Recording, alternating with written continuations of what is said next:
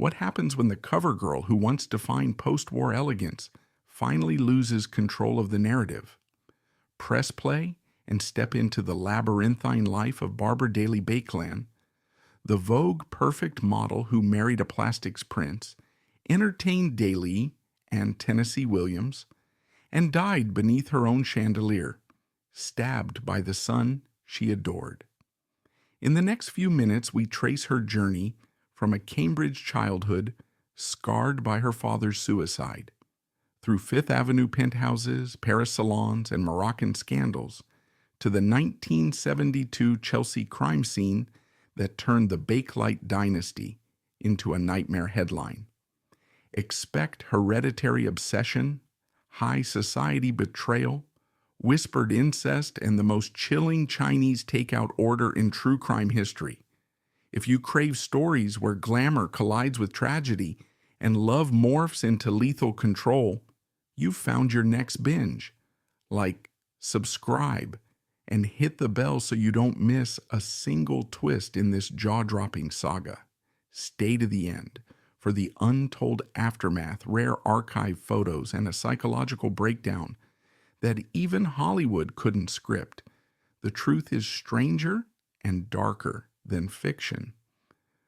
Barbara Daly Baekeland was born on the first cool morning of autumn, September the 28th, 1921, in Cambridge, Massachusetts, into a family that looked on paper as serene as a Saturday evening Norman Rockwell cover.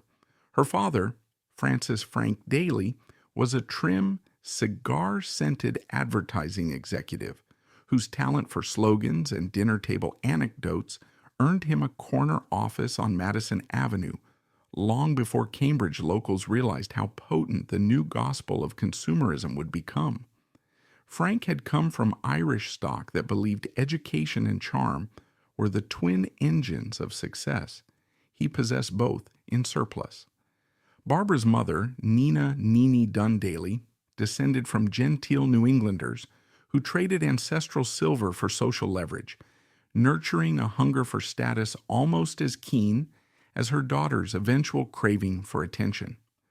By the time Barbara could read, Frank had taught her to decipher billboard copy, turning Sunday drives into impromptu seminars on the alchemy of persuasion. "See that milk ad?" he'd say, tapping the steering wheel. "They're not selling calcium. They're selling a vision of American sunrise." The lesson, appearance as currency, took root so deeply that decades later, Barbara would snip labels off designer gowns to sew them into cheaper dresses she gave the maid. Branding mattered. Perception was everything. The Daly's clapboard house sat on Huron Avenue, close enough to Harvard's steeples that Barbara grew up thinking Latin mottos were just another dialect neighbors happened to speak. She attended the Buckingham School, where Latin and French verb drills shared desk space with polite horseback lessons. Her grades were steady B+, but teachers wrote glowing margins about a magnetism that draws classmates as readily as sunlight draws petals. This magnetism hid a gnawing anxiety. Barbara overheard whispers of her mother's bad spells, days when Nini's laughter turned brittle, her bedroom curtains remained shut, and servants tiptoed as though the rug itself could splinter. The crash came on January 24th, 1933. Frank Daly, who had survived Madison Avenue's ego jungles, could not survive Black Tuesday's aftershocks. A string of advertising clients defaulted, commissions evaporated, and Frank, ever the accountant of appearances, decided that the bank would never foreclose on a dead man. He rolled his Buick into the garage, ran a length of garden hose from exhaust pipe to driver's window, and left Barbara and Nini enough insurance to pay the year's school fees. 11-year-old Barbara found him, blue-tinged and impossibly still. She would later confide to a boarding school roommate, "I knew life was rented property the moment I smelled gasoline instead of my father's aftershave." Cambridge neighbors arrived with casseroles and condolences, but Nini was already packing hat boxes.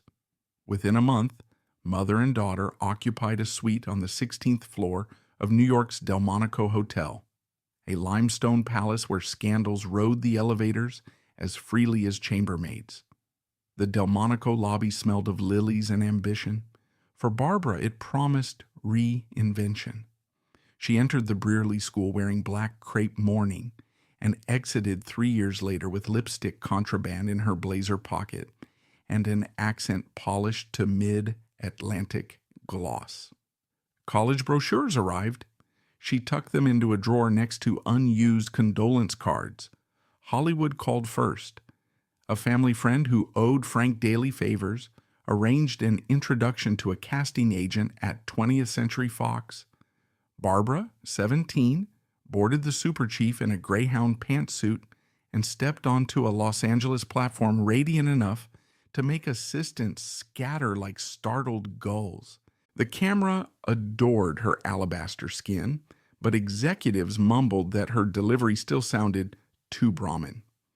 Barbara worked with a dialect coach, trading silvery aunts for breezy ants. But studio budgets tightened as war clouds gathered in Europe, and the option expired.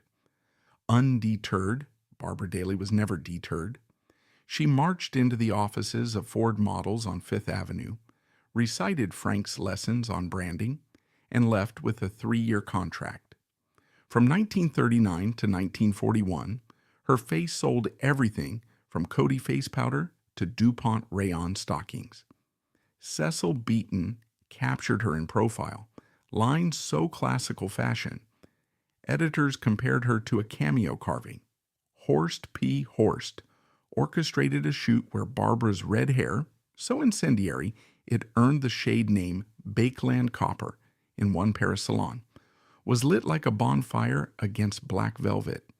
Advertisers fought over her calendar slots.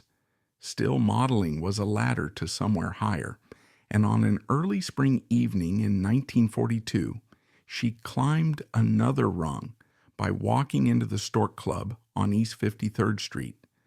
There, amid champagne fog and Benny Goodman on the jukebox, stood George Washington Brooks Baekeland, heir to a fortune literally molded into every American kitchen radio knob and telephone handset. His grandfather, Belgian chemist Leo Baekeland, had patented Bakelite in 1909, the first fully synthetic plastic, a material that would help usher in the modern disposable age. Brooks had a pilot's license, a trust fund, and the easy smile of a man who'd never waited for a table.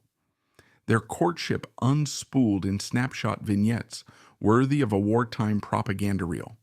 Barbara wearing orchid corsages at El Morocco, Brooks landing his Beechcraft Bonanza on Nantucket to deliver picnic baskets, the pair jitterbugging at the Waldorf, while Clyde McCoy wailed "Sugar Blues." When Brooks proposed after 6 weeks, Barbara accepted with theatrical pause, then privately added an insurance policy of her own. She told him she was pregnant. The truth surfaced on their Bahamas honeymoon, where Barbara tearfully confessed there was, in fact, no baby yet. Brooks, already drunk on rum and moonlight, laughed and said the lie simply proved she wanted him as badly as he wanted her. But something between them shifted, a hairline fracture in the Bakelite veneer. Their actual son, Anthony Tony Baekeland, arrived on August 28, 1946, in Manhattan's Doctors Hospital, 8 pounds, urgent, lunged, and blinkingly beautiful. Barbara, cradling him beneath gold hospital light, felt destiny recalibrate. Here was immortality, a second chance at unconditional love, and her personal bulwark against the mortality that had ambushed Frank. For the next decade, she curated Tony's childhood, the way a curator positions priceless porcelain, moving him between safety and spectacle. Home base was a 20-room Fifth Avenue duplex overlooking the park, but seasons spun them across a global monopoly board. Winters on Rue François Premier in Paris, springs in a stucco villa off London's Cadogan Square, summers in Cadaqués, where the tide carried Salvador Dali's cigar smoke, all the way to their patio.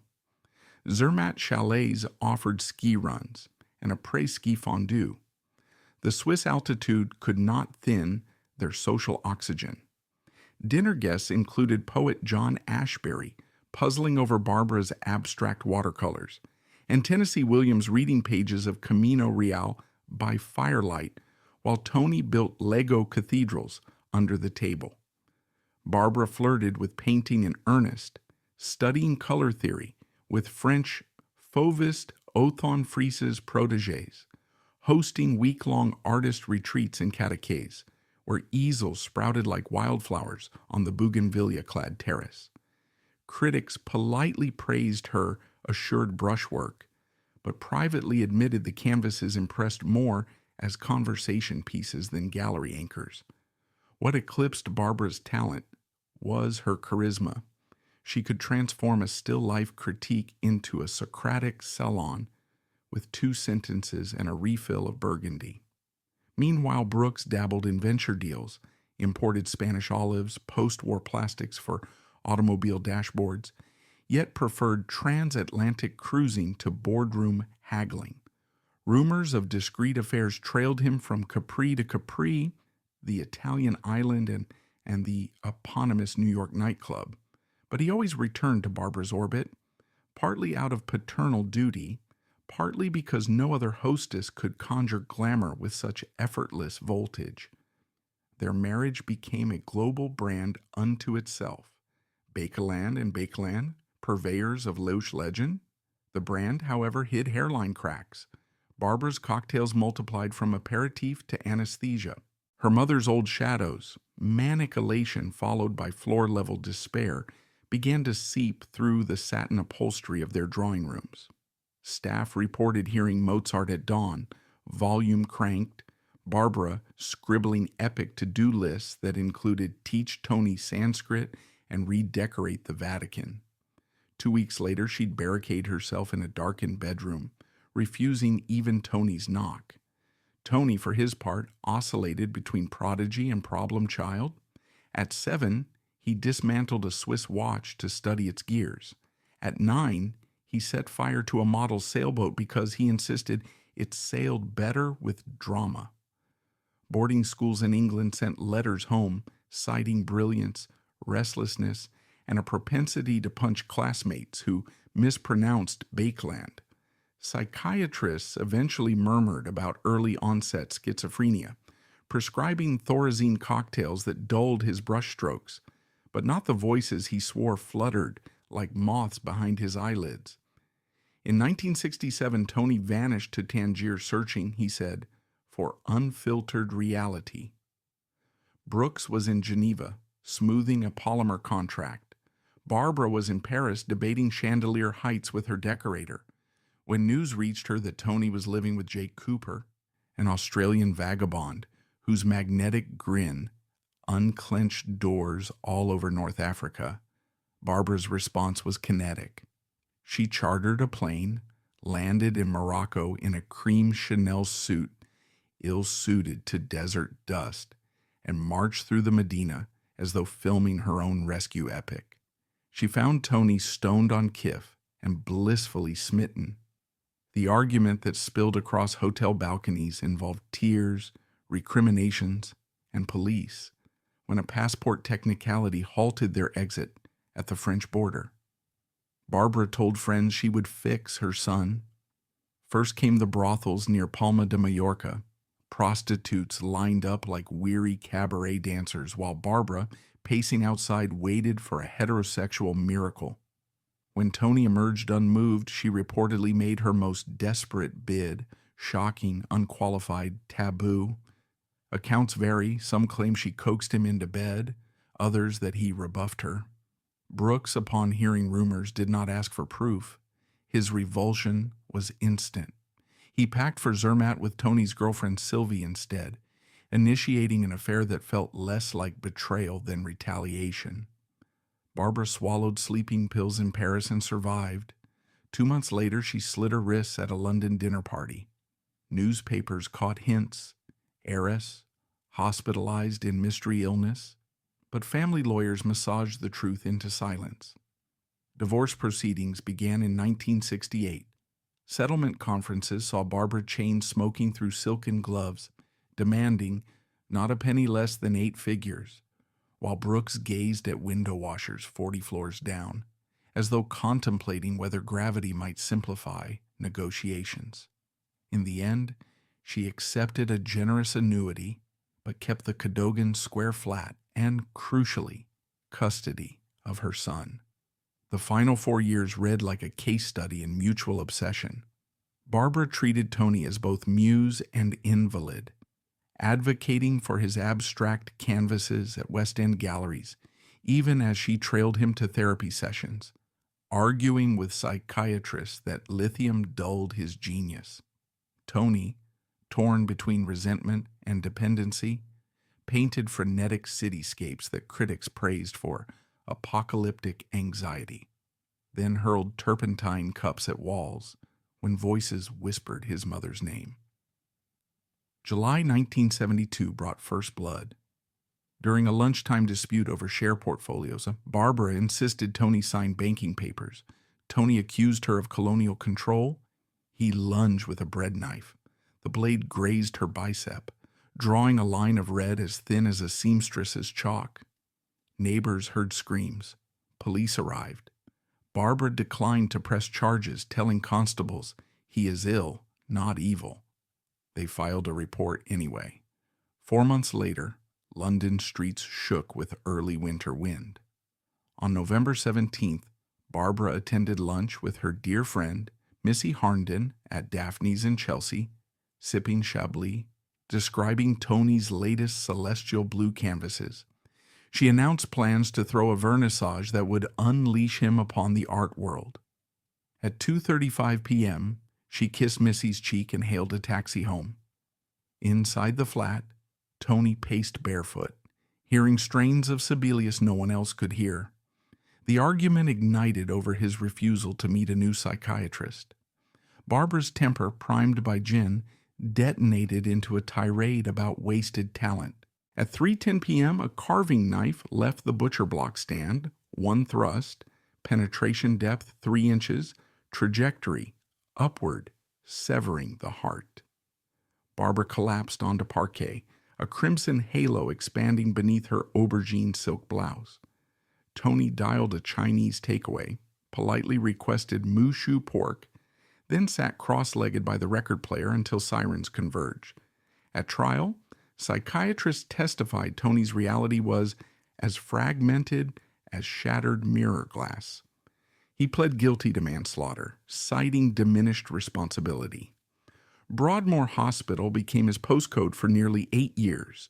Discharge papers in July 1980 predicted reasonable stability under medication. Freedom tasted like lukewarm tea. 6 days later, he stabbed his grandmother, Nini, 87, still brittle as Wedgwood, 8 times. She survived. He did not. Rikers Island witnessed his last act, suffocation via a wastebasket liner, a grim homage to the plastic empire that financed his life. Barbara's funeral in Cambridge drew fewer than 20 mourners. No marble marked the site. Brooks, living on the French Riviera with Sylvie, sent a spray of orchids and stayed away. Tony's inheritance, entangled in legal thorns, evaporated into medical bills, victim compensation, and attorney retainers. The Baekeland fortune had always seemed endless. In the end, it drizzled away like rain through finger cracks. Barbara Daly Baekeland's life remains a prism you can rotate endlessly. Tilt it one way, and you get a glittering chronicle of 20th century excess. Tilt again, and you witness a Greek tragedy where hubris meets hereditary madness.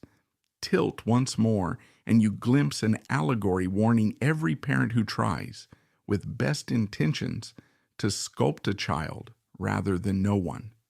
However you angle the light, one truth refracts unchanging. No amount of Bakelite, Vogue spreads, or champagne-soaked salons can outlast the human fault line between love and control.